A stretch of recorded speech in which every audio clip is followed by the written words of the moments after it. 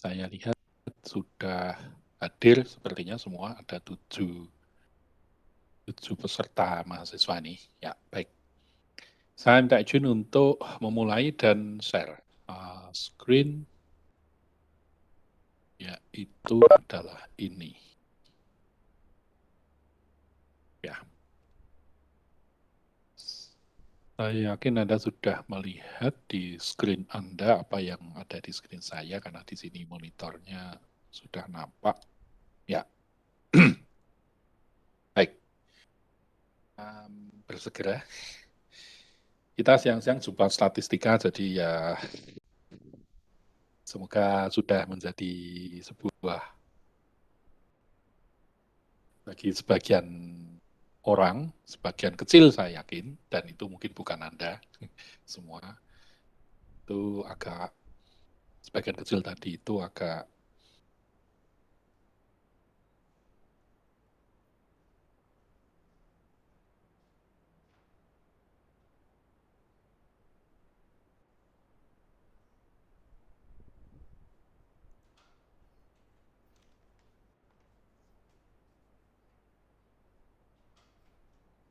semuanya happy. Nah, oleh karenanya saya selalu akan menyampaikan eh, highlight ya, penekanan-penekanan, dan juga eh, ini fungsinya nanti untuk apa, atau ini gunanya nanti untuk apa, begitu. Saya berusaha untuk selalu menyinggung hal itu, supaya walaupun nampaknya seperti kompleks, kalau nggak boleh dikatakan sulit, ya walaupun nampaknya seperti kompleks, tapi sesungguhnya manfaatnya banyak, gitu ya. Um, Seperti itu, sehingga dengan kita memahami itu, biasanya kita kemudian kalau sempat menjadi tidak semangat, biasanya kita menjadi semangat. Ya. Sesuatu yang kelihatannya seperti tidak atau kompleks, sesuatu yang kelihatan seperti kompleks atau sulit atau apapun namanya, yang kalau kita paham bahwa itu banyak manfaat, itu biasanya memberikan motivasi pada kita untuk kembali bersemangat. Baik, di informasi yang saya umumkan di GC, Google Classroom, bahwa materi atau topik minggu ini sesungguhnya adalah, waktu itu saya umumkan adalah statistical interval for single sample. Ya. Tapi hari ini atau siang ini saya putuskan untuk belum ke sana. Saya putuskan saya masih akan mengajak Anda semua untuk memahami, meneruskan memahami. Ya.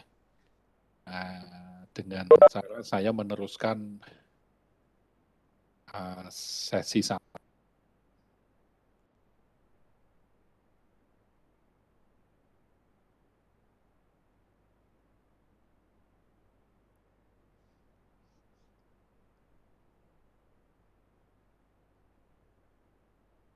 Point estimation of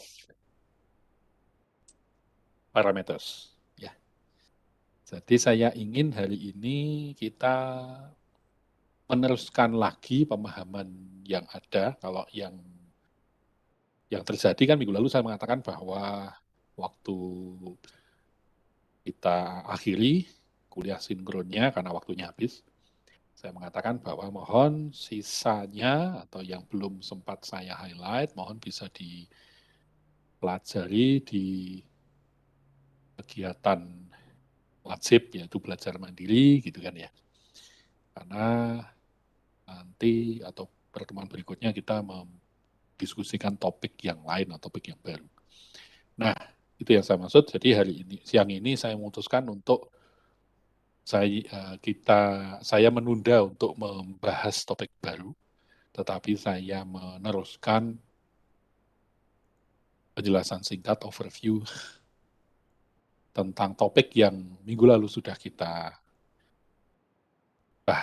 mulai, ya, yaitu membahas yang meneruskan tentang bagaimanakah kita memastikan bahwa hasil statistical inference yang kita lakukan menggunakan metode parameter estimation itu hasil estimasinya itu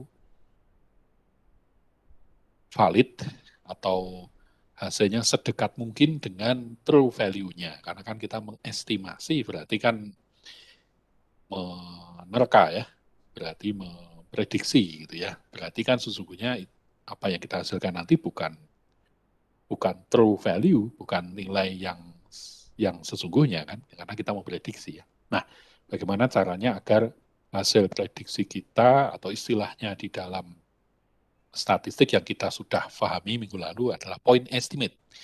Bagaimana point estimate, hasil estimasi itu bisa sedekat mungkin, as close to as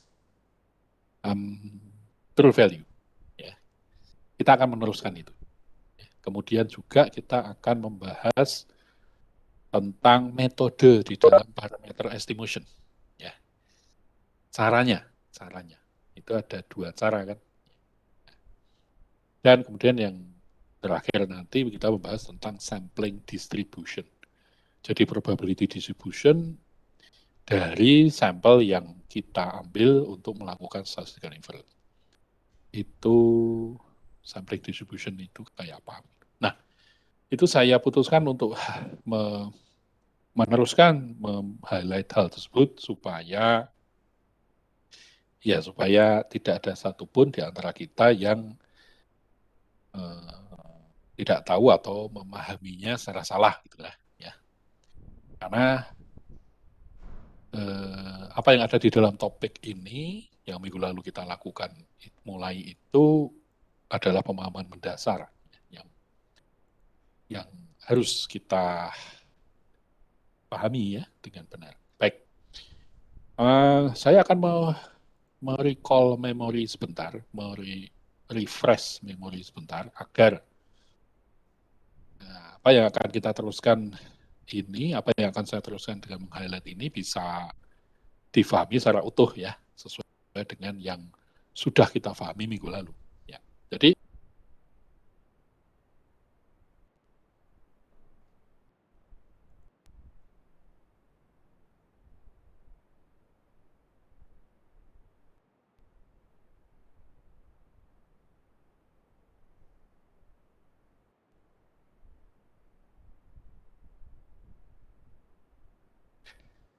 kalau kita belajar statistik atau kita menerapkan statistik, maka sebenarnya kita adalah melakukan statistical inference. Apakah itu kita sudah paham semua?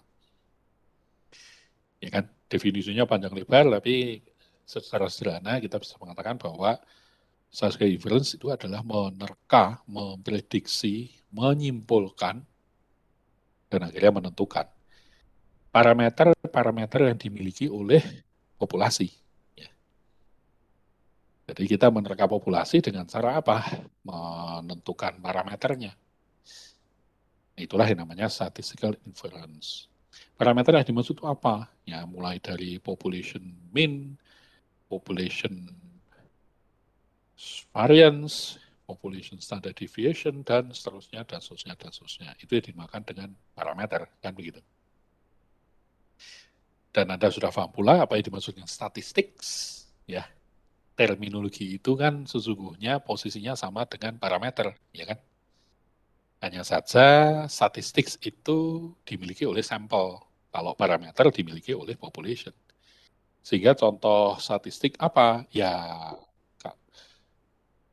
sampel mean, ya, sampel variance, sampel standard deviation, sampel range, dan seterusnya. Diganti sampelnya di depan. Kalau yang parameter ganti kan population mean, population variance, dan seterusnya. Ya, jadi hasil inference kita menyimpulkan kondisi populasi yang ada itu, mengestimasi, menerka, memprediksi, menentukan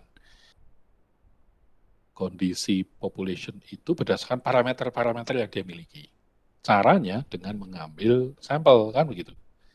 Nah, dari sampel itu yang kita ambil, kemudian kita dengan statistical inference kita kita tentukan statistiknya, yaitu sampel mean-nya, sampel varian, dan seterusnya. Sehingga dari sampel mean yang kita dapat, kita bisa menerka population mean-nya, dan seterusnya, dan seterusnya. Itu adalah minggu lalu. Ya, diawali dengan itu maksud saya. Nah, kita sudah paham bahwa ada untuk melakukan statistical inference itu ada dua caranya, yaitu parameter estimation, dan itu yang kita pelajari di topik ini minggu lalu. Dan yang satunya adalah hypothesis testing, betul ya. Nah, ya hypothesis testing belum, ya kan? Itu pertemuan yang ke depan lagi. Ya. Nah, di parameter estimation atau minggu lalu kita juga paham bahwa untuk melakukan itu maka kita harus menentukan point estimatornya, kan begitu ya. Jadi kalau mau menentukan population mean, parameter berupa population mean, berarti kita harus menentukan point estimatornya, yaitu adalah sampel mean, kan begitu. Sehingga kita bisa mendapatkan nilai point estimate, ya kan. Point estimate-nya ya population mean itu ya. Ya. Dan seterusnya, gitu kita sudah paham minggu lalu. Apa itu point estimator, apa itu point estimate. Dan kita juga mestinya sudah paham bahwa, jadi ini saya merefresh memori ya, paham bahwa yang berarti point estimator itu apa saja, begitu kan sudah paham ya. Point estimator itu apa saja? Mulai dari sampel mean, ya kan, sampel varian, sampel standard deviation, sampel proportion, dan seterusnya, gitu kan. Ya. Dan pula kita sudah paham tentang karena kita menentukan point estimator, maka perlu kita mengenal apa yang disebut dengan unbiased estimator. Nah, ini dia nih, kan minggu lalu ini. Nah, kalau kita kenal unbiased estimator, kita perlu kenal bias estimator, atau biasa disebut hanya bias. Dan di sini kita sudah paham minggu lalu. Betul ya? Unbiased estimator tentunya itu yang kita inginkan. Artinya apa? Point estimator yang kita tentukan, yang menghasilkan point estimate itu harapannya plek persis pas dengan parameter populasi yang akan kita terka, hitung, tentukan itu. Nah, sehingga persamaan 71 menjadi persamaan yang merepresentasikan unbiased estimator, yaitu adalah point estimator sama dengan parameter. Ya kan? Itu artinya bahwa mereka berdua tidak ada selisih ya. Ya kan? Kalau mau dibuat persamaan lengkapnya mungkin point estimator dikurangi theta sama dengan 0. Ya kan? Jadi selisihnya nggak ada. Seperti itu. Sedangkan bias, ya seperti di persamaan 2. Dan kita sudah paham itu. Nah, itu sudah paham, betul ya. Kemudian juga kita paham tentang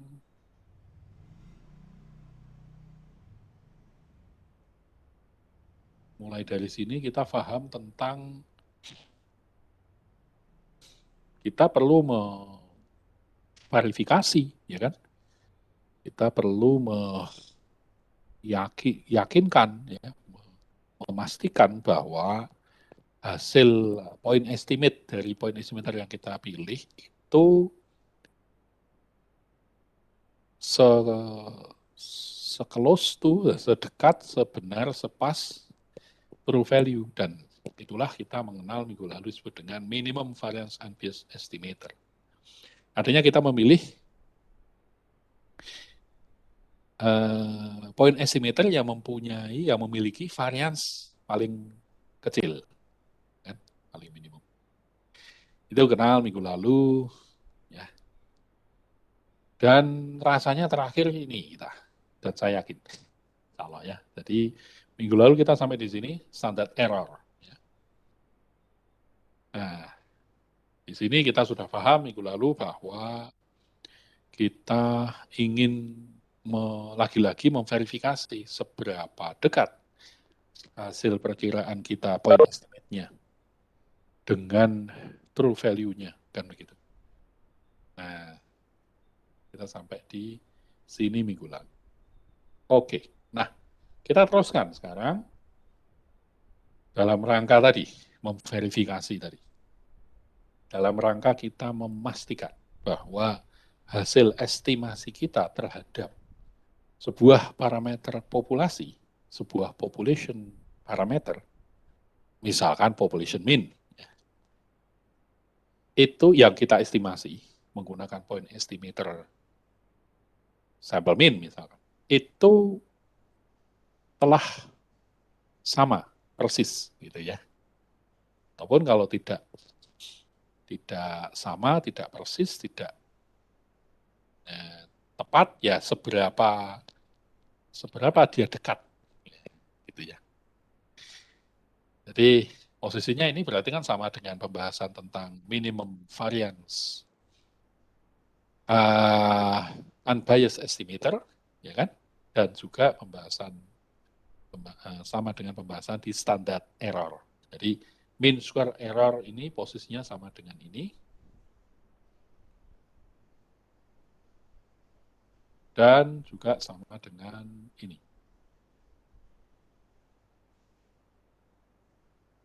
Cuma dengan sudut pandang yang berbeda tentu saja. Atau prosedur yang berbeda tentu saja. Ya. Nah, jadi ini yang akan saya teruskan ya sampai ke bawah nanti. Dengan waktu yang ada. Ya. Jadi saya akan bersegera saja. Jadi mean square error of an estimator. Tujuannya tadi sudah paham bahwa kita ingin memastikan ya bahwa point estimator yang kita pilih untuk menentukan point estimate, estimasi point estimate dari suatu parameter populasi itu point estimator tadi itu sudah tepat ya dengan true value dari bangunan. Ataupun kalau tidak tepat, tidak pas, ya seberapa dekat dia. Ya. Nah, dengan tujuan seperti itu berarti kan kita berusaha untuk lagi-lagi menghitung errornya, ya, seperti standard error di sini. Ya. Nah, ya harapannya ya yang errornya paling kecil ya, minimum. Ya. Nah, jadi error untuk MSE itu dihitung berdasarkan mean square error. Mean adalah rata-rata, square itu adalah kuadrat. Error, berarti kan selisih ya. Selisih dikuadratkan. Selisih antara apa? Selisih antara point estimator, antara hasil point estimate tadi dengan true value-nya. Ya, true value-nya. Kemudian itu dikuadratkan karena square. Ya kan? Jadi mean selisih dari mean dikuadratkan. Maksudnya gitu, mean square error. Nah, itu dipilih yang MSI yang paling kecil. MSI dari point estimator yang paling kecil, maka itu yang kita pilih sebagai representasi bahwa point estimator itu akan menghasilkan nilai, yaitu point estimate, yang paling dekat dengan true value dari parameter populasi yang kita terka. Nah, rumusnya menjadi 73 itu. Ya, pada prinsipnya adalah selisih dari itu, ya, selisih dari min. Oke ya, seperti itu ya. Nah, yang saya ingin, jadi mudah ya, ini mudah sekali ya. Dan karena kan rumusnya menjadi mudah sekali. Ya. Kita tentukan min-nya, kita tentukan dengan sampel min, berapa, kemudian nanti. Nah, itu dikuadratkan. Nah, yang ingin saya highlight di sini adalah yang pertama, ada beberapa. Yang pertama adalah ini. Jadi mean square error itu merepresentasikan atau menggunakan ya, bias estimator. Kalau yang di atas-atasnya kita menggunakan unbiased. Nah, di sini kita pakai bias. Nah, ini yang membedakan dengan standard error, yang membedakan dengan variance, gitu. Itu satu hal yang ingin saya highlight. Ya. Kemudian berikutnya, atau kalau Anda bertanya kenapa kok bias, Pak, gitu kan ya. Ya, Anda lihat di sini sudah terlihat dia bias ya. Karena di rumusnya itu adalah selisih kan. Bias estimator kan estimator dikurangi dengan theta ya. Kalau unbiased estimator, point estimator sama dengan theta ya kan di atas sana. Di halaman sebelumnya. Kan kita paham. Nah, jadi jelas ini adalah bias. Kemudian saya akan meng-highlight yang di bawah ini. Kalau persamaan 73 ini diturunkan atau diteruskan dengan kalkulus ya untuk mendapatkan format atau bentuk yang lain, maka didapatkan seperti yang Anda lihat di bagian bawah ini, yang kursornya saya gerakkan. Nah, Anda bisa lihat kalkulus ini ya.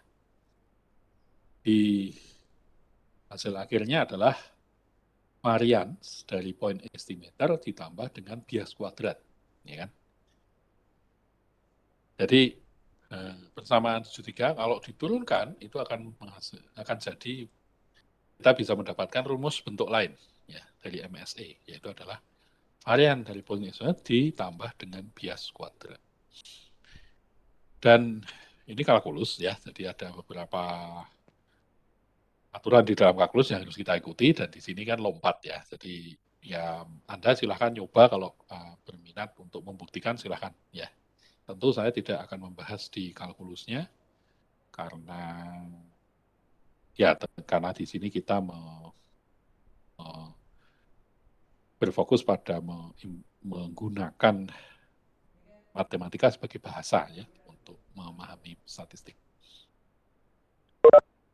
Kalau tidak saya sudah mengarahkan pada Anda bahwa kita bisa menerapkan kalkulus untuk bisa mendapatkan persamaan akhir yang di sini. Paling tidak kalau Anda lihat ya, ini kan sebetulnya kan bias. Ya. Selisih ya. Selisih di sini kan bias. Kemudian dikuadratkan, berarti bias kuadrat. Ya. Nah kalau di sini, Anda perhatikan di sini, maka ini kan varians. Ya. Ini kan varians. Ya. Jadi logis kalau kita mendapatkan bentuk akhirnya adalah MSE itu difahami juga sebagai varians dari point estimator ditambah dengan bias dikuadratkan. Nah, kenapa kita perlu menurunkan rumusnya jadi seperti ini? Ya, sepertinya rumusnya ini adalah rumus hanyalah untuk menambah pemahaman kita tentang apakah itu MSE. Ya. Kalau rumus MSE yang kita pakai nanti untuk menyelesaikan permasalahan statistik itu ya persamaan 73 itu. Ya. Jadi Anda nggak usah bingung. Wah, rumus mana ini yang dipakai nanti saya, gitu ya. Rumus yang saya blok ini, yang saya bold, itu nanti fungsinya hanyalah untuk menunjukkan atau memberikan bukti ya, dan bukti tentang suatu fenomena di dalam MSE. Nah, apakah itu fenomenanya? Ya, ada di sini. Ada di sini. Mulai dari sini sampai situ. Nah, ini dia. Mana ya? Nah, ini. Nah, di sini. Jadi apa yang ada di sini, ya, varians ditambah bias kuadrat itu narasi penjelasannya ada di sini. Yang saya bold ini, yang saya block.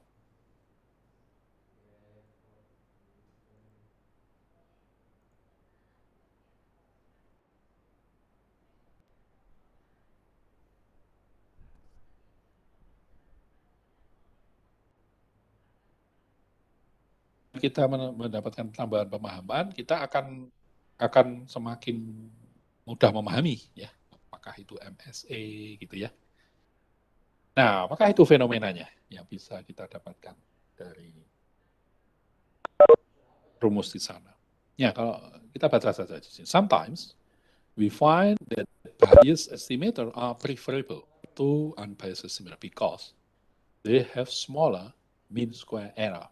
Ya, sampai di titik ini kita memahami kalimat ini bahwa dia ingin memberikan pemahaman pada kita bahwa untuk kondisi tertentu, nah, bias estimator itu lebih menguntungkan bagi kita, lebih pantas dipilih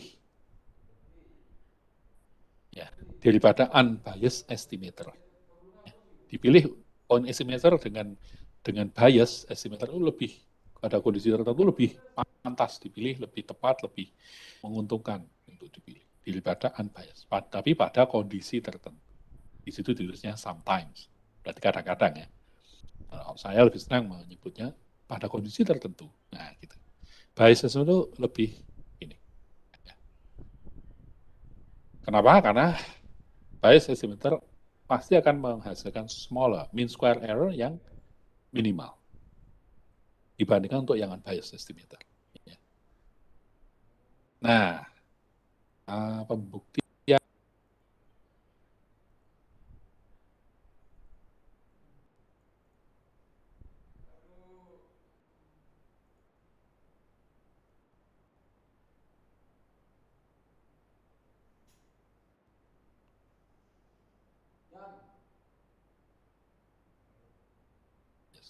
Nah, kondisinya adalah di berikutnya ini.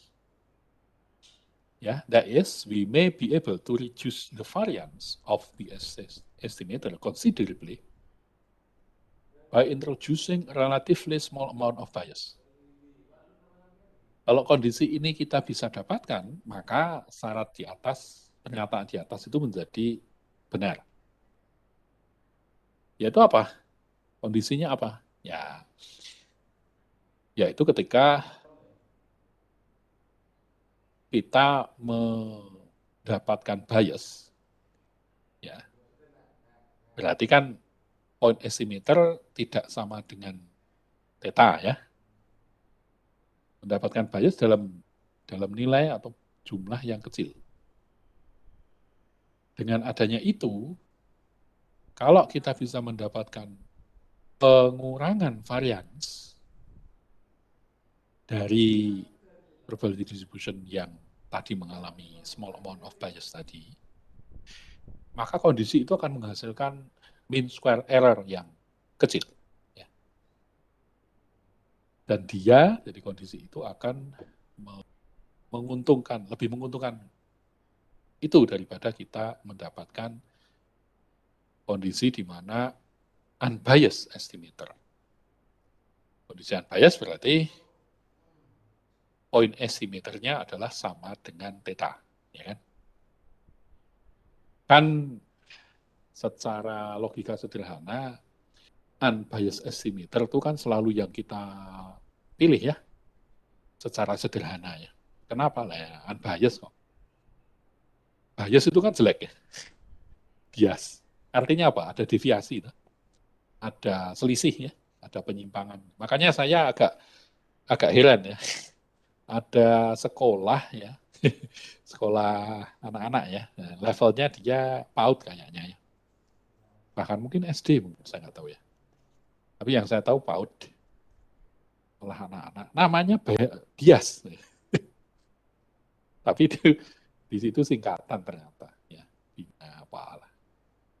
Ya gitulah. Ya kalau bisa jangan menggunakan, kalau dia tahu, kalau ada yang ngasih tahu mungkin dia menyesal juga. Kok membuat nama bias gitu. Siapa yang mau kan begitu ya. Ini ternyata laku juga. Nah, ya jadi logika sederhananya kita akan memilih point estimator yang unbiased ya, kan begitu ya. Kenapa? Ya karena point estimator itu sama dengan theta kalau unbiased. Karena ini, nah kan, ya ini dah. Kalau unbiased kan ini ya. Ya, logika sederhananya kita selalu pilih yang unbiased. Tapi ada kalanya tadi kita pilih yang bias. Makanya muncul mean square error. Perlu dipakai yang bias. Karena mean square error itu kan mendasarkan pada ya, bias, estimator bias. Nah, penjelasan ya, jadi dengan adanya bias dalam jumlah kecil, ya, maka kalau kita bisa mendapatkan pula penurunan variansi yang kecil, jadi dengan digeser, katakanlah begitu ya, Anda bisa bayangkan ini ya, probability kan Anda sudah belajar ya, probabilitas ya. Kan ada dua yang kita pelajari sesungguhnya kalau kita bicara statistik. Mata kuliah probabilitas dan satunya mata kuliah statistika. Ini kan statistika, tapi kalau probabilitas mestinya kita sudah belajar juga. Statistika juga mestinya Anda sudah. Nah, di probabilitas itu kan kita paham bahwa uh, suatu probability distribution, katakanlah itu normal distribution, ya, itu akan yang yang sempurna dia akan tepat di nilai rata-rata dia, nilai rata sampel itu akan persis di target specification dalam hal ini adalah parameter population ya, dalam ini adalah theta. Nah, kalau probability distribution yang kita punya itu kita geser menjauh dari theta, dan sedemikian rupa sehingga varians yang kita punya itu mengecil, reduce, maka itu jauh lebih menguntungkan daripada kita mempunyai probability distribution yang nilai rata-ratanya, sampel minyak, itu tepat di theta, tetapi variansnya besar. Nah, jadi penjelasan ini mengarah ke sana pemahamannya. Ya, seperti itu. Dengan kita introduce relatively small amount of bias, ya, maka harapannya kita bisa mendapatkan kondisi varians yang tereduksi. Ya, kalau itu yang terjadi, selama varians itu mengecil dan pengecilannya itu melebihi biasnya, maka itu yang kita akan mendapatkan MSE yang paling kecil nilainya.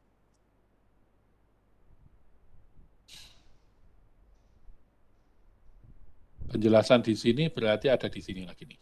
Ya, Anda lihat.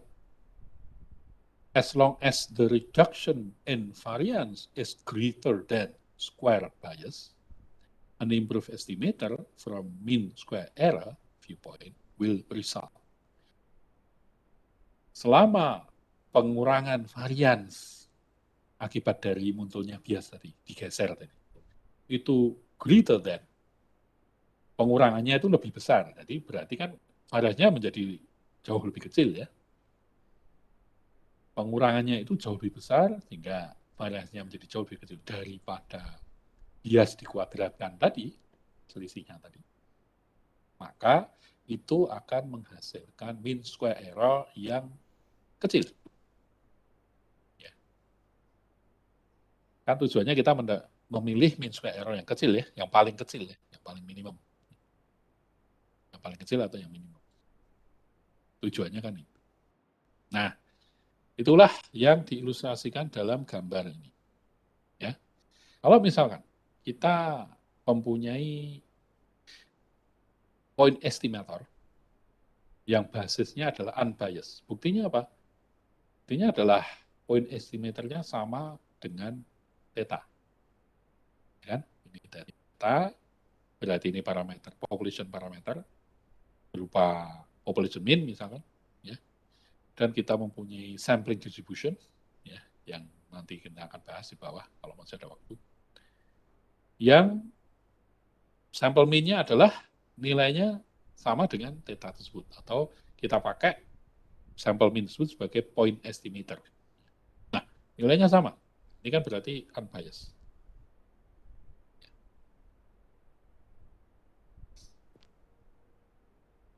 Di satu sisi, kalau kita mempunyai bias estimator, contohnya adalah yang point estimator 1 ini. Ini kan bias estimator. Kenapa? Karena ada selisih atau point estimator tidak sama dengan theta. Berarti ini adalah bias. Sejumlah bias yang kecil,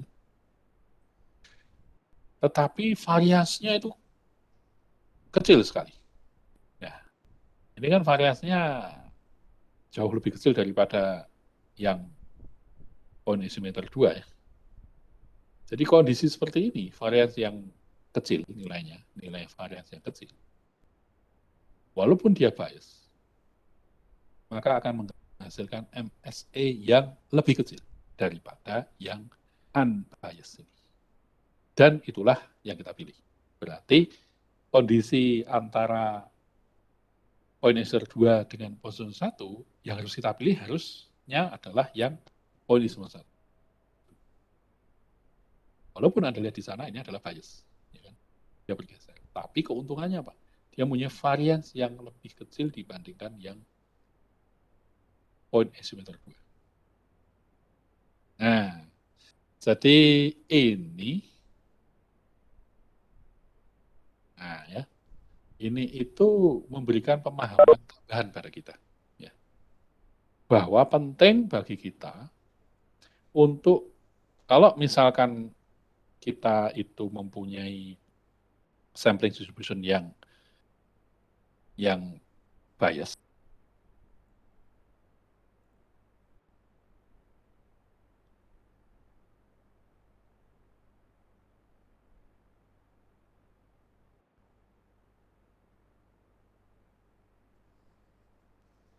kita sudah tepat, tetapi variasinya besar.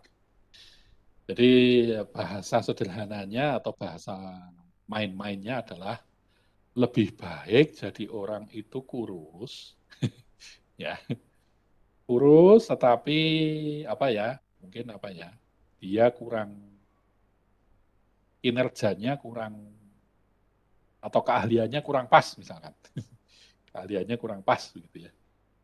Itu lebih baik daripada kita mempunyai orang yang gendut tapi keahliannya pas. Tapi ini jangan dipahami, ini hanya main-main aja sih. Gitu. Nah, artinya kan gitu ya, jadi variasi yang kecil itu sudah menguntungkan kita sejak awal. Walaupun dia punya kelemahan, masih bergeser dari target specification. Nah, inilah yang disebut dengan pentingnya kita mendapatkan populasi yang diambil sampelnya itu terlebih dahulu yang presisi dulu yang kita dapat daripada akurat. Ya.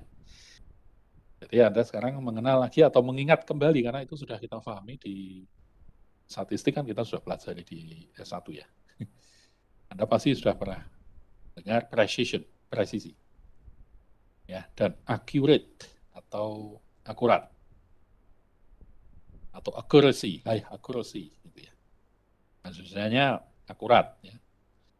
Yang satunya presisi ya. Nah, presisi itu merepresentasikan varians yang kecil, itu presisi. Jadi presisinya tinggi, itu artinya variasinya kecil, standar deviasinya kecil. Kalau kita punya datanya akurat, itu berarti nilai rata-ratanya itu tepat sesuai target. Ya. Jadi di sini ini, point estimator 2 ini bisa kita artikan sebagai akurat, ya, mempunyai akurasi yang tinggi. Kenapa? Karena nilai rata-rata dari distribusi data yang normal ini itu tepat sesuai dengan target specification. Dalam hal ini adalah theta atau parameter populasi. Tapi dia variasinya besar, sehingga kita katakan, dia mempunyai akurasi yang tinggi, atau dia akurat, tapi presisinya rendah. High accuracy, low precision. Nah, kalau yang point estimator 1, sebaliknya tentu. Ya.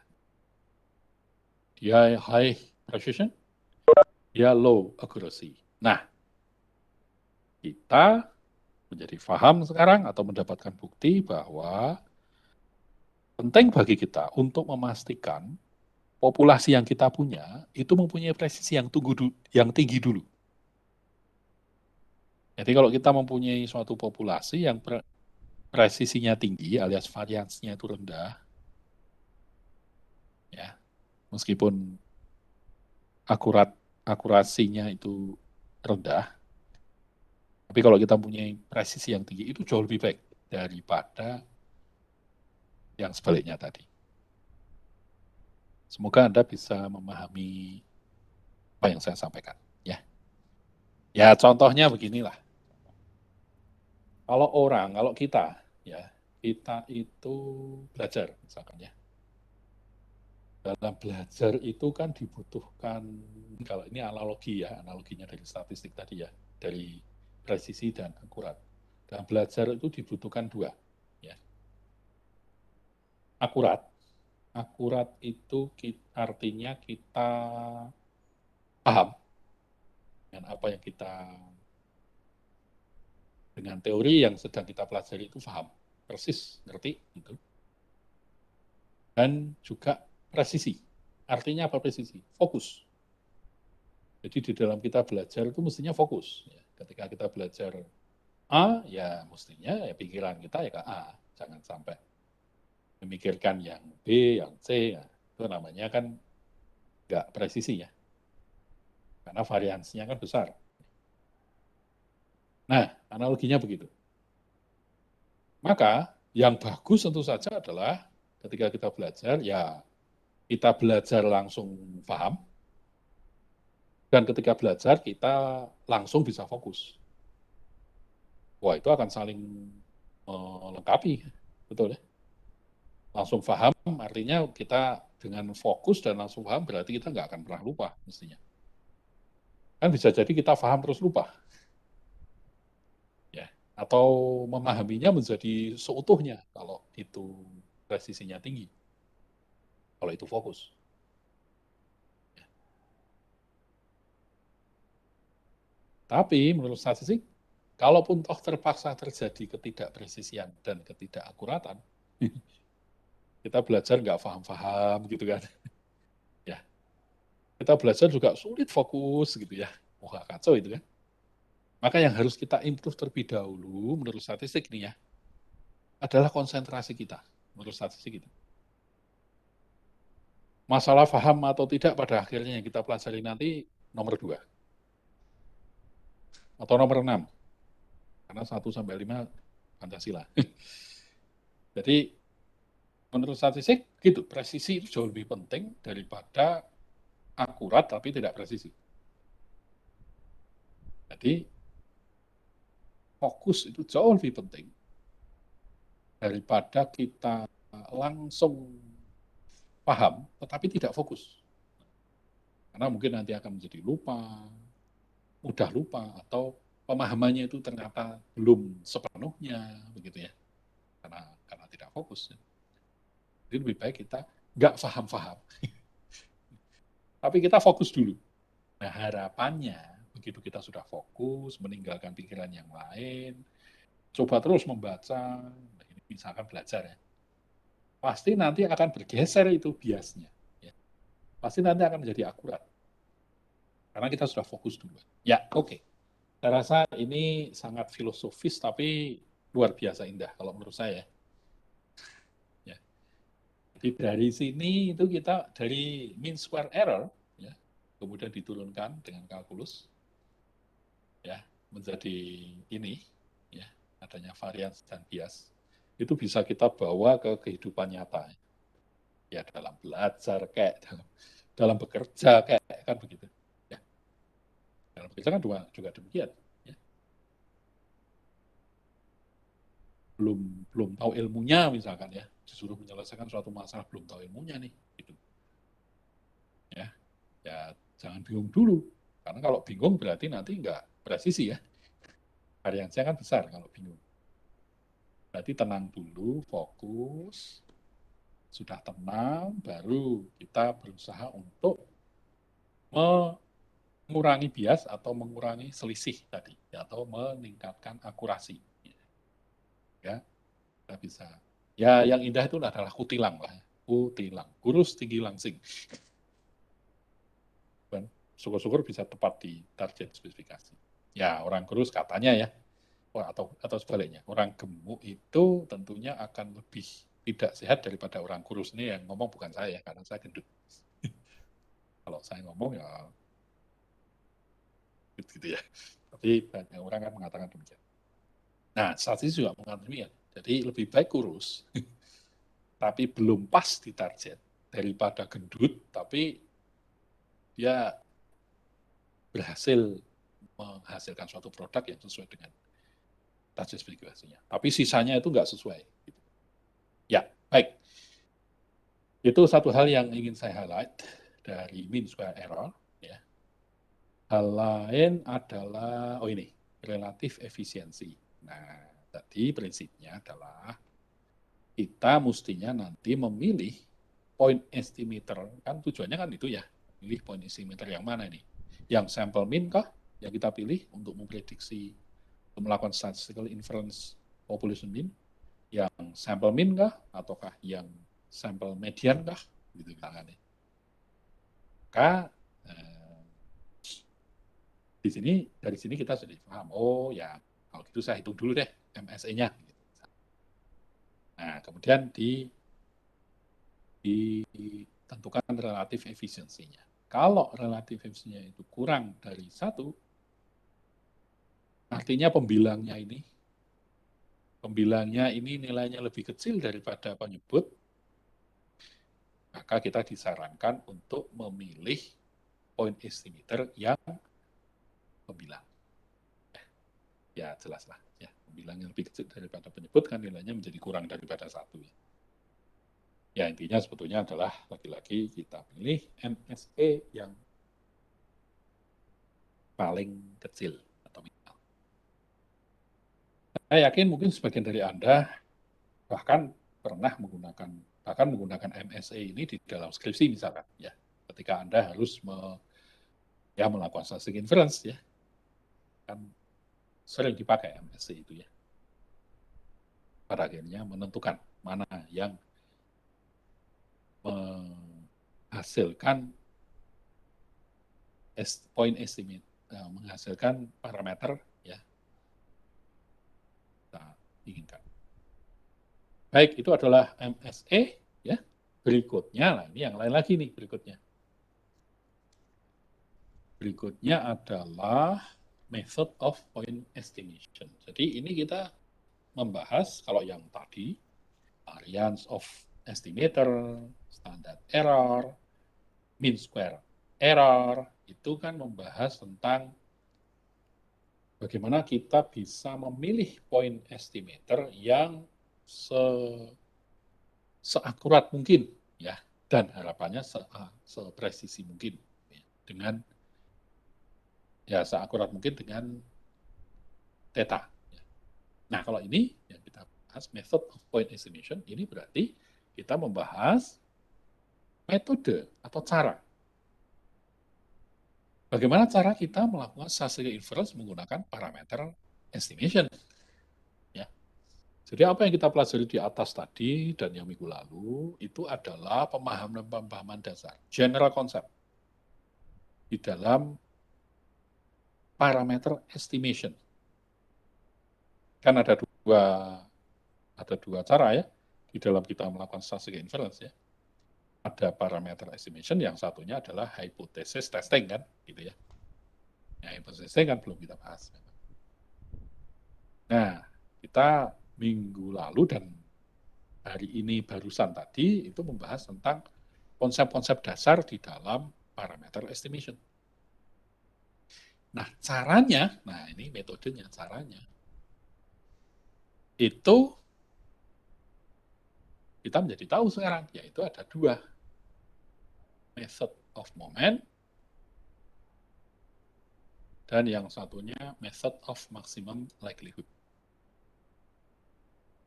Ya, jadi ada 2. Mau pakai method of moment ataukah method of maximum. Jadi kalau kita ingin menentukan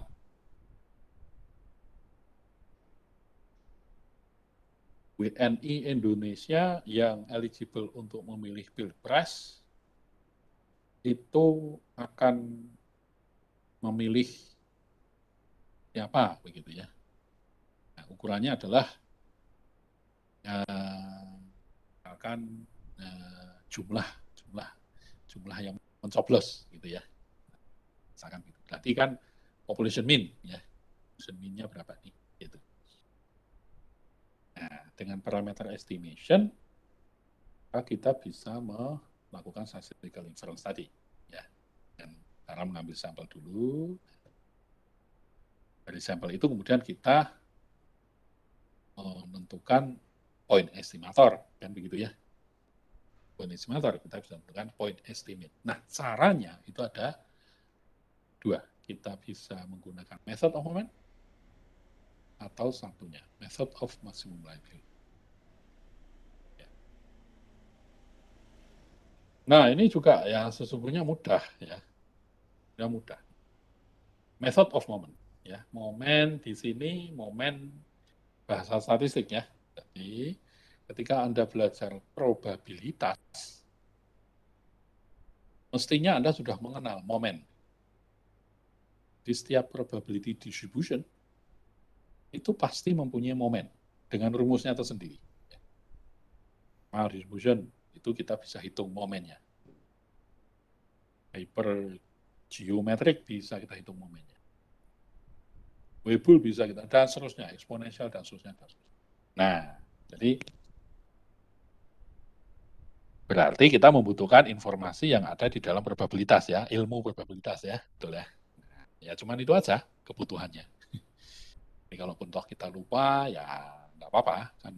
Ya yang penting kita tahu bahwa oke, saya buka lagi buku tentang probabilitas.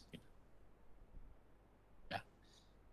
Nah, bagaimanakah method of moment itu bisa kita lakukan? Um,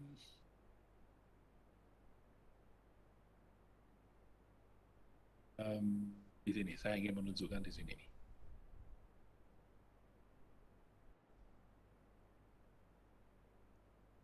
Nah, di sini ya. Ini dia. Jadi kita harus tentukan dulu population momennya. Ya sesungguhnya nggak ada yang membedakan secara substansial ya antara population moment dan sample moment.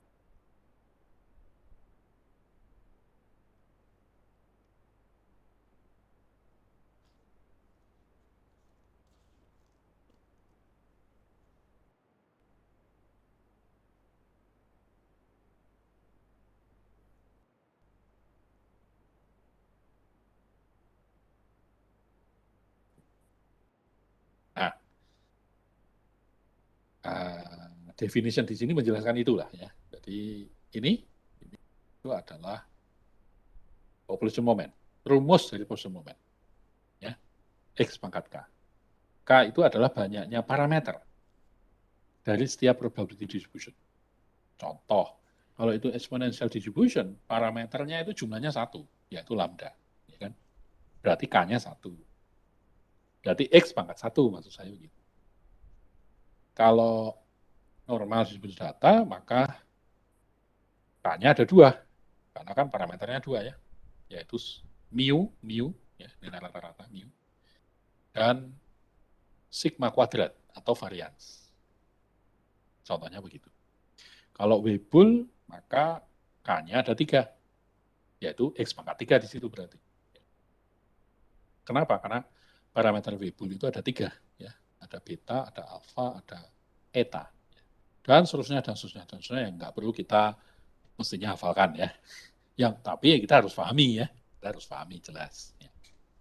Jadi kalau statistik ya memang menjadi lumrah kalau kita menjadi tidak mungkin bisa langsung hafal semua ya, probabilitas ya maksud saya. Kenapa? Karena ya ngapain dihafalkan, probability distribution itu kan banyak macamnya ya. Ada Poisson, ada uniform distribution, ada normal distribution, ada eksponensial dan seterusnya. Tapi kita perlu pahami. Nah, Jadi ilustrasinya seperti itu untuk population moment dari probability distribusi data berupa misalkan tadi eksponensial. Eksponensial hanya satu parameternya, yaitu adalah lambda, berarti K-nya itu 1, berarti X pangkat 1. Sampel momennya tentu saja yang mengikuti. Tadi K-nya berapa? Kalau eksponensial K-nya 1. Berarti ini X pangkat 1. X pangkat 1 untuk I. I itu adalah jumlah observasi dalam satu sampelnya. Jumlah hasil observasi ya, jumlah datum. Ya. Jadi X1 ditambah X2 tambah X3 tambah X4 dibagi N, kan gitu ya. Yang notabene itu adalah sampel min. Ya. Seperti itu.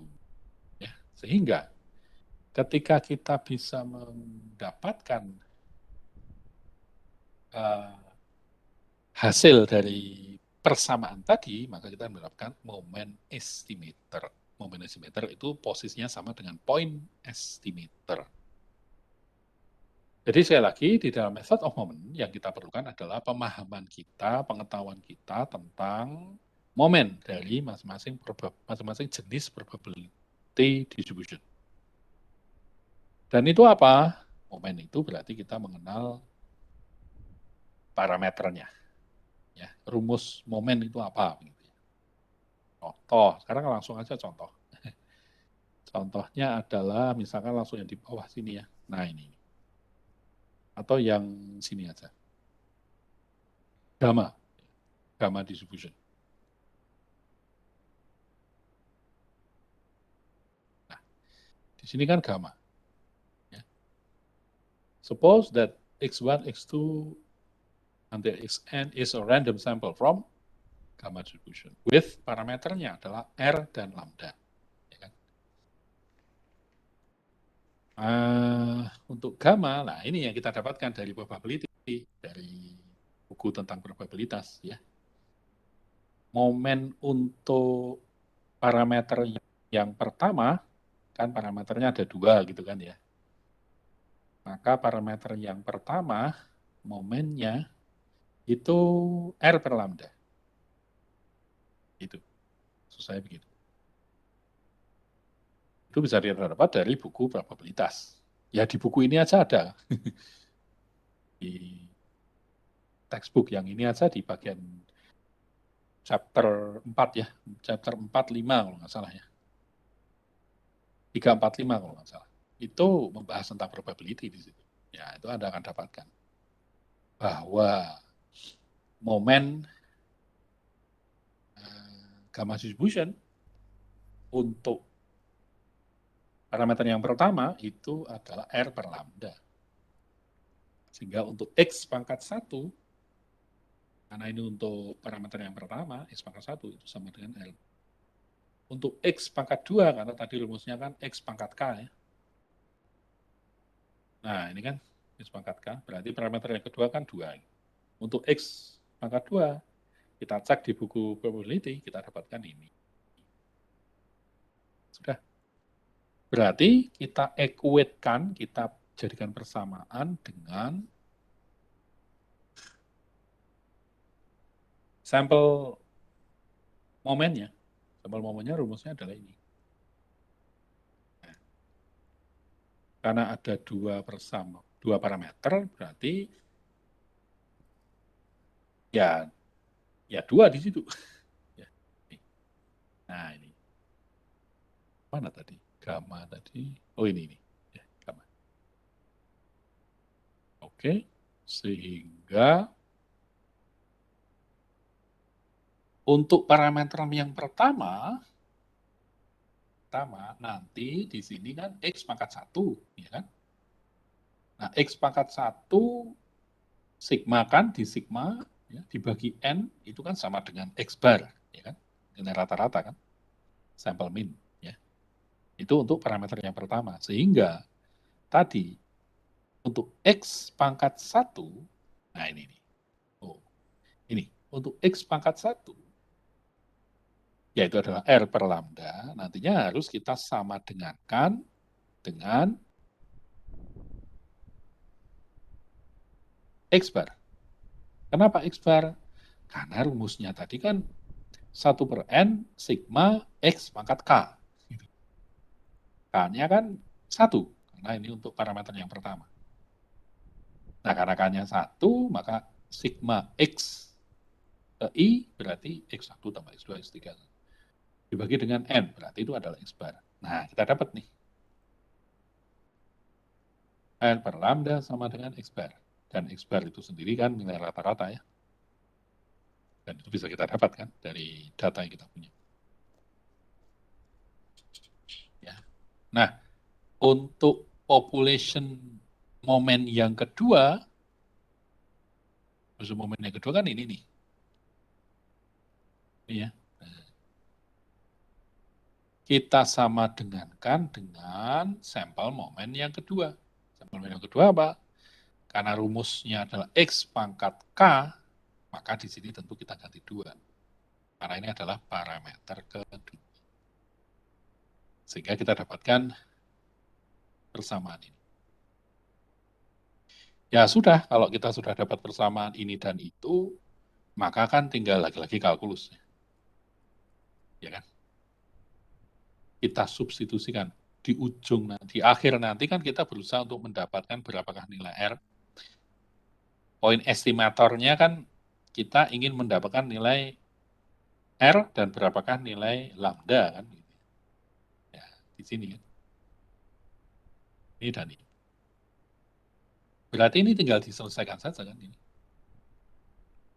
Betul ya? Ya, oke. Artinya apa? R per lambda itu X bar. Berarti nanti yang ada R per lambdanya di sini, kita substitusikan dengan X bar. Sehingga nanti lambdanya akan hilang. Sehingga kita dapatkan R. Kan gitu. R ketemu. Nah, kalau R ketemu pada sini R per lambda sama dengan S bar, ya kita dapatkan lambdanya. Ya, seperti. Nah, jadi inilah. Ya, ini menjadi momen estimator ya. Ya.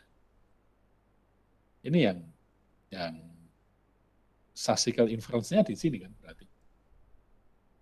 Populasinya berupa gamma distribution ini kebetulan. Ini kan parameter nih. R dan lambda ini kan parameter. Kenapa dikasih head? Ya karena dia estimasi. Ya. Kan bukan true value, tapi dia point estimate. Ya. Nah, jadi di tahap ini, di titik ini kita menjadi sudah berhasil mampu untuk menentukan atau untuk melakukan statistical inference. Sudah berhasil nih. Kita sudah berhasil menerka parameter miliknya gamma distribusi, misalkan gamma distribution data. Yaitu R-nya adalah dengan memasukkan data yang kita punya, ketemu suatu nilai. Ini contohnya di sini. Lambdanya adalah, ini kan sesungguhnya kan point estimate ya. Tujuan kita statistical inference kan di situ ya, menentukan point estimate dengan memilih point estimator. Nah, point estimatornya dalam hal ini, ya itu, rumusnya itu.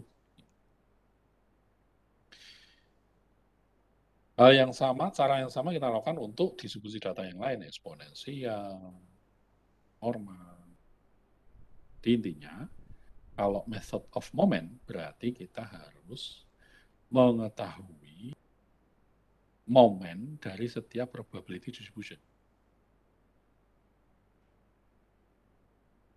Population moment yang pertama miliknya gamma distribution itu apa? Kita harus tahu, gitu ya. Nggak perlu harus hafal, tapi harus tahu, dan kita mencari itu di buku. Population moment yang kedua dari gamma itu apa? Nah, kita cari. Seperti itu. Dari situ, maka tinggal matematikanya, kalkulus. Ya. Lagi-lagi saya tidak akan berlama-lama di kalkulusnya, gitu ya. Ya, kenapa ya? Jangan sampai nanti melemahkan semangat. Yang penting Anda paham dulu gambar besarnya, big picture-nya itu paham. Statistik itu indah sekali sebenarnya. Kita menerka populasi berdasarkan sampel, ya kan? Yang diterka apanya? Parameter dari populasi. Apa itu? Ya kalau gamma distribution data ya berarti R-nya lambdanya kan gitu. Kalau itu normal distribution data berarti itu mu-nya dan sigma kuadrat gitu, dan sebagainya. Nah, metode yang satunya itu adalah ini, method of maximum likelihood. Seperti ya ini tentu caranya lain. Ya, tapi juga tidak kok aneh-aneh banget gitu. Artinya kita bisa menggunakan logika yang mudah.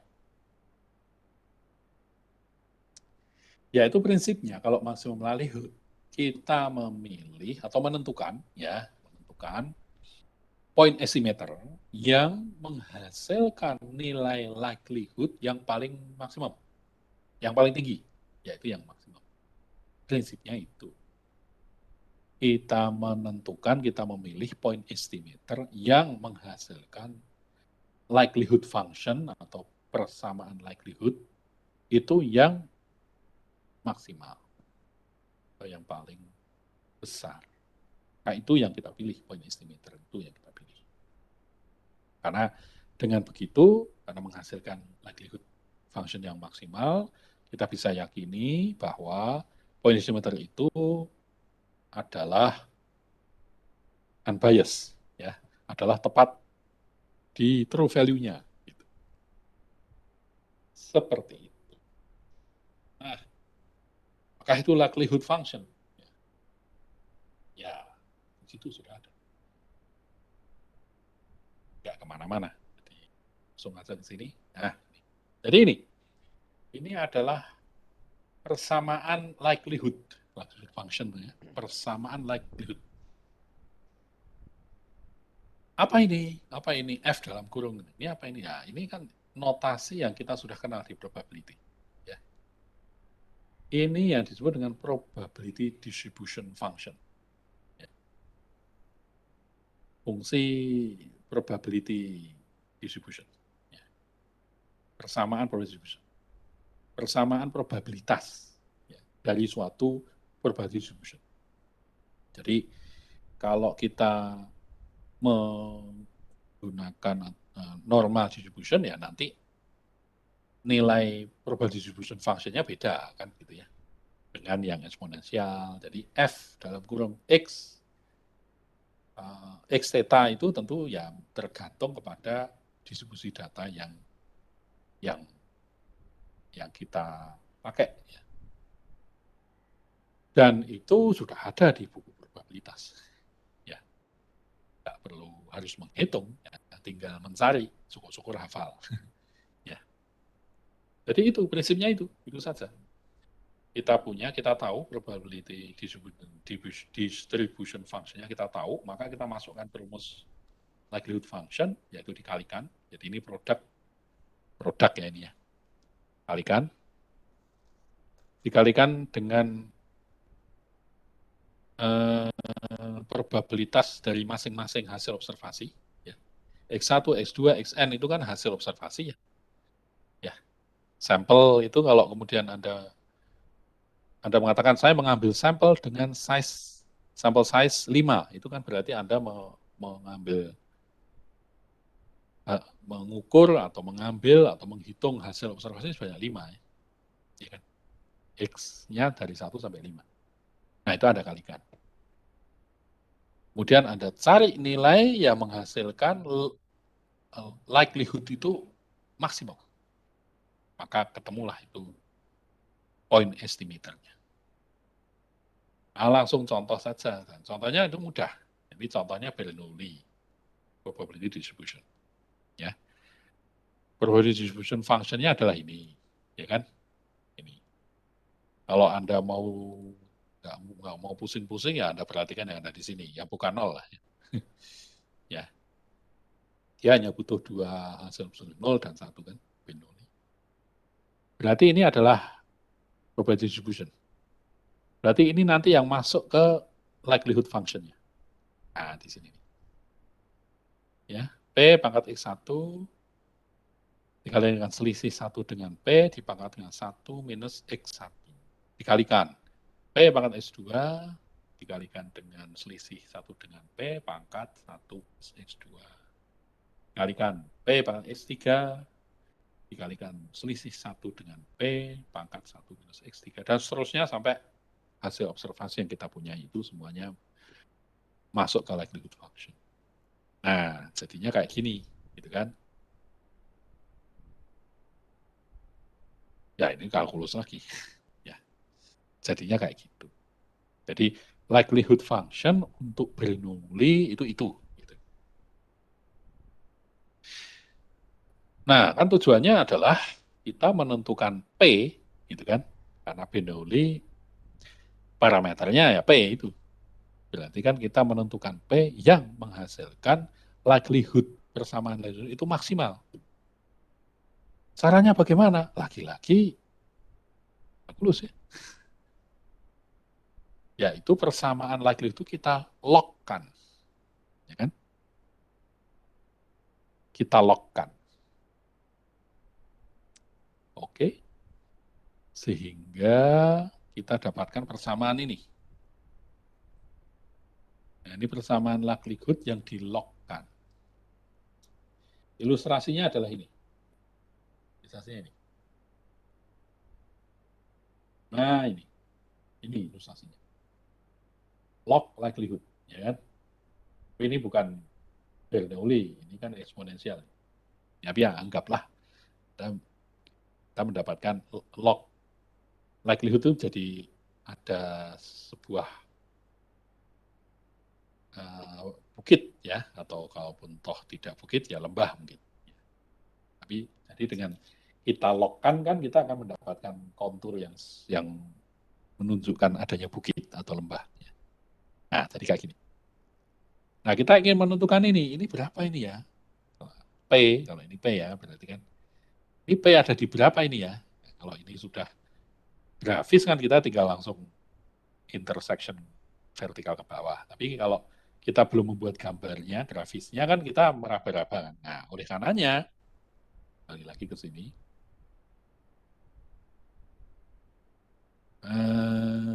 ini ya, agar kita bisa mendapatkan P yang menghasilkan ln maksimal, ya, likelihood log maksimal, maka yang kita lakukan kan sesuai dengan pelajaran kalkulus adalah kalau kita ingin mendapatkan nilai atau faktor yang menghasilkan suatu persamaan itu maksimal, berarti kan kita turunkan kan, ya, turunkan dengan orde pertama, ya kan, diferensial kalkulus, ya kan, kita lakukan diferensial, kita turunkan orde 1.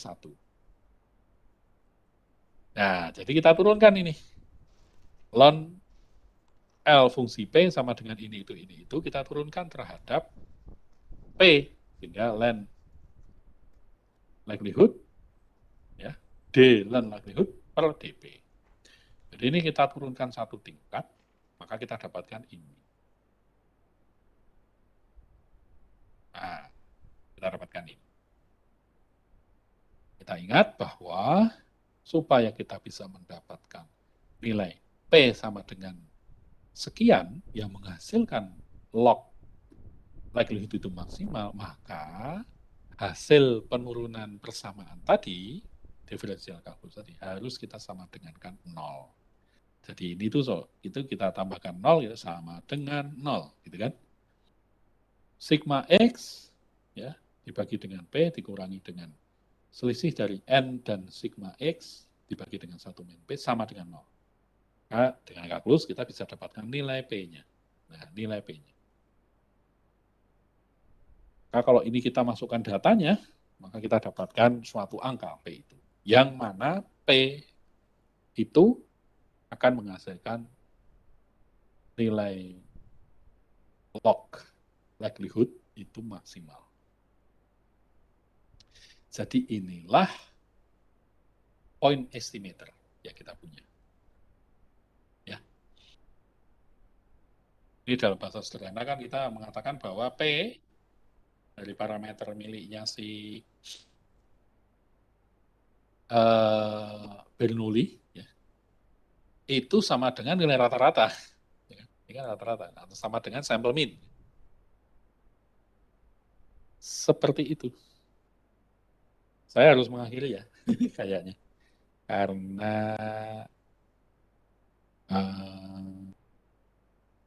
40 menit dikalikan 2, kalau kalikan 2 itu 80, 1 jam 20 menit. Ya iya, padahal ini kalau nggak salah hanya 1,5 SKS ya. Ya, 1,5 SKS. Ya, anggap saja misalkan, ya, ya 2 SKS lah. Ya, 2 SKS 50 kali 2, 1 jam 20 menit. Nah, sekarang tinggal kurang, ya, kurang 4 menit ya, kurang 3 menit, jadi ya saya harus akhiri. Ya. Jadi paling tidak hari ini kita tuntaskan pemahaman tentang point estimation. Ya, point estimation of parameters. Ya, jadi kita paham sekarang bagaimana caranya kita menerka, mengestimasi nilai, yaitu point estimate, dari parameter yang dimiliki oleh populasi. Dengan metode method of moment maupun dengan metode maksimum likelihood. Dan konsep-konsep yang ada di dalamnya. Ya, seperti itu. Masih ada satu lagi pembahasan di dalam topik ini yang kemudian menjadi nggak bisa lagi saya berikan highlight. Tapi mohon bisa dilakukan pembelajaran sendiri dalam slot waktu yang memang itu kewajiban Anda, ya.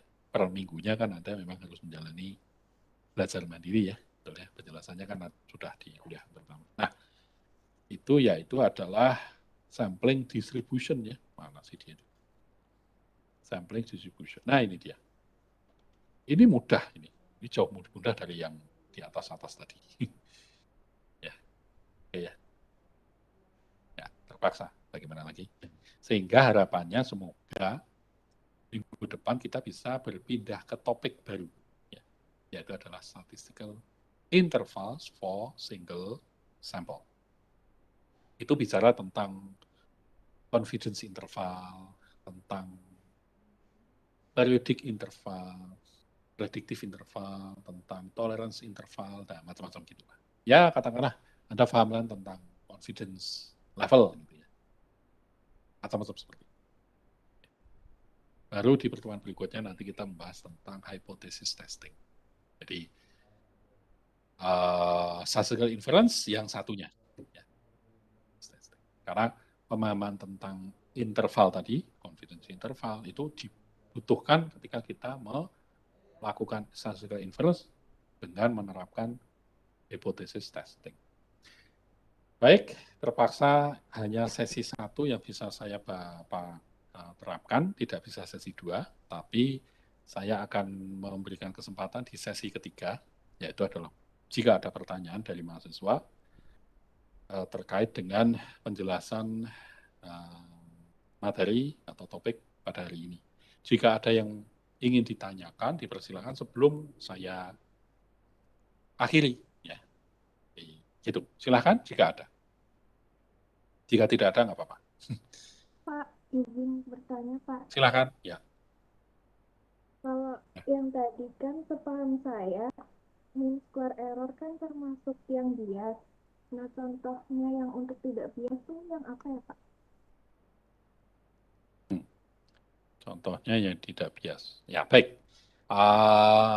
Mungkin saya akan memberikan penjelasan yang mudah difahami ya, itu dengan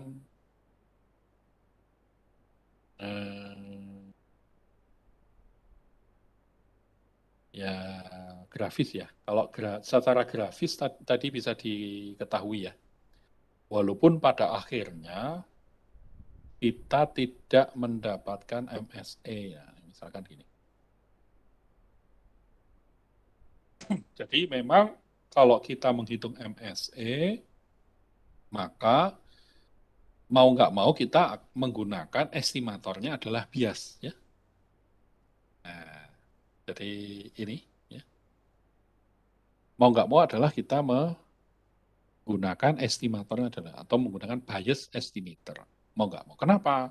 Karena rumus mean square error itu adalah selisih antara ini dan itu. Kalau unbiased, karena asumsinya adalah tidak bias, asumsinya adalah point estimator sama dengan theta, maka ya dia tidak bisa kita dapatkan. MSE-nya adalah tentu saja menjadi 0, gitu ya. Nah, 0 di situ menjadi tidak bisa kita bandingkan dengan MSE, gitu. Ya. Jadi MSE itu adalah mindset yang kita pakai adalah probability distribution yang kita punya itu bias. Kan sesungguhnya begini, ketika kita itu melakukan perhitungan gitu ya, atau kita melakukan statistical inference, kan sesungguhnya ya kita nggak bisa memastikan betul bahwa ini nanti itu bias ataukah ini unbiased, kan kita nggak bisa memastikan itu ya. Kita bisanya mengambil asumsi. Nah di situ. Jadi di sini asumsi yang dipakai adalah ada selisih antara point estimator dengan parameter population-nya. Nah, begitu. Pemahamannya mungkin begitu, ya, untuk lebih memudahkan memahami, ya. Karena pada kenyataannya kita tidak bisa yakin, ya, apakah si populasi itu mempunyai true value untuk population mean-nya adalah 2 misalkan. Ya. Ketika saya menggunakan point estimator berupa sample mean dan hasilnya 2, gitu kan. Nah, population-nya bisa jadi kita nggak tahu kan, karena kalau supaya tahu berarti kita harus menghitung satu-satu kan, menjadi hilang ya, manfaat statistik kan, gitu ya. Nah, tapi mindset-nya bisa kita pakai. Ya. Kita menggunakan asumsi. Jadi seperti itu jawabannya. Paling tidak kita pahami bahwa MSE itu applicable untuk mindset pola pikir kita memiliki point estimator yang bias. Nah, begitu. Seperti itu. Terima kasih pertanyaannya. Mungkin ada sama-sama. Ada lagi yang tanyain tajukan oleh siapapun, yang lain ataupun oleh Mas yang sama, silakan. Jika masih ada. Jika tidak, saya akan akhiri ya. Jika ada, silakan.